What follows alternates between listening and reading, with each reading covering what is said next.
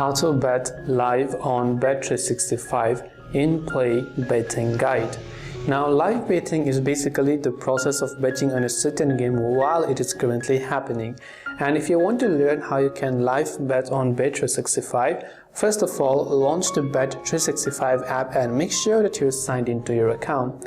Now what we want to do is we can simply go to the in-play or the live section. By default, you'll be on the home section at the bottom, so you want to move to this option that says live in-game setting.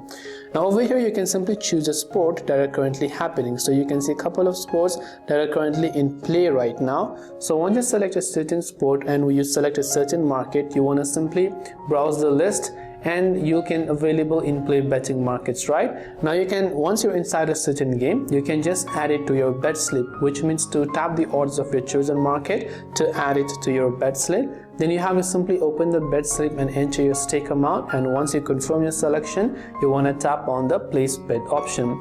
Just keep in mind that the live odds change quickly, so you must act fast if you see favorable odds. Some bets may take a few seconds to confirm due to fluctuations.